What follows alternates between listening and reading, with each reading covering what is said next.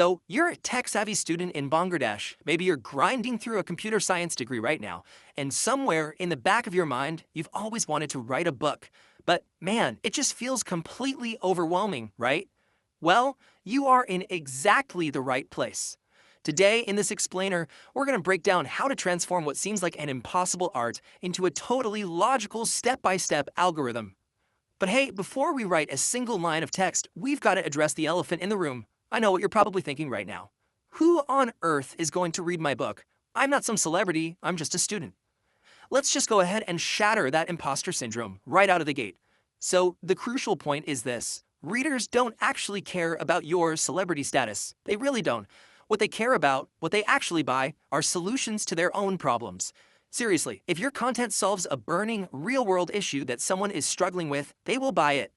The real power is in your solution, not the size of your name.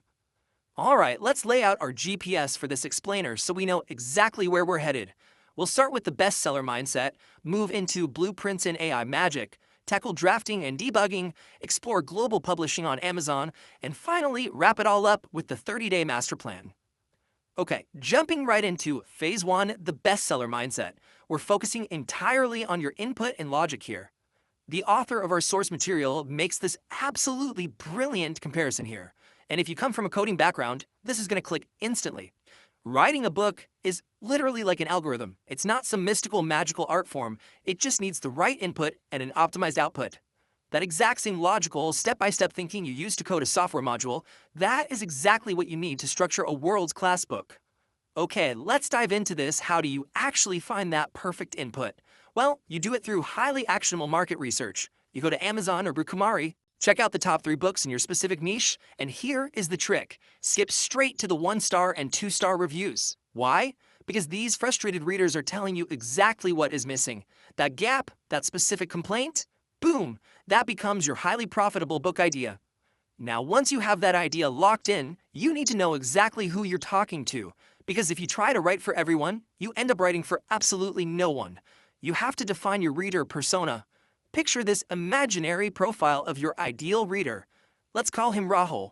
He's 22, a CSC student, and he's looking to freelance using AI. When you sit down to write, you need to imagine Rahul sitting right across the table from you. It keeps your tone perfectly calibrated and hyper-focused.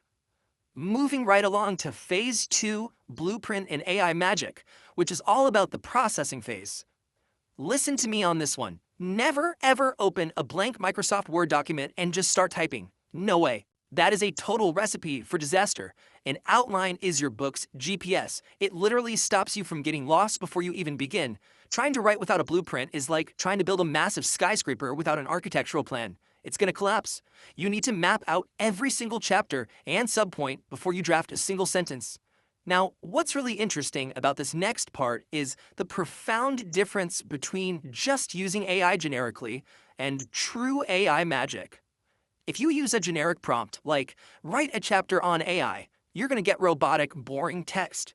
But if you provide deep context, telling the AI to act as an expert author, writing specifically for university students in Bangladesh, and asking it to use tech analogies and a conversational tone, well, that is what separates generic output from a brilliant, highly targeted first draft.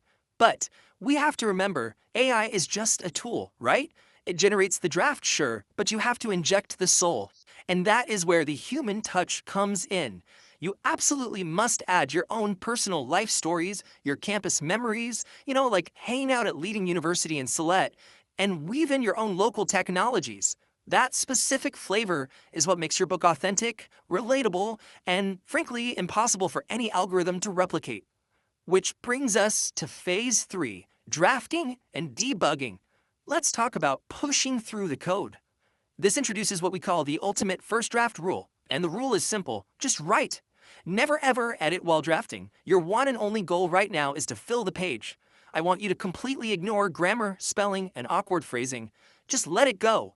If you stop to fix a comma, you're going to break your flow. Just get the ideas from your brain onto the screen. Trust me, it is absolutely supposed to be messy at this stage. I know, staring at a page can feel totally daunting, but I want you to just focus on one number: 500. If you consistently write just 500 words a day, which, let's be honest, is entirely manageable, you will have a complete 30,000 word book draft in just 2 months. Consistency really is your greatest asset here.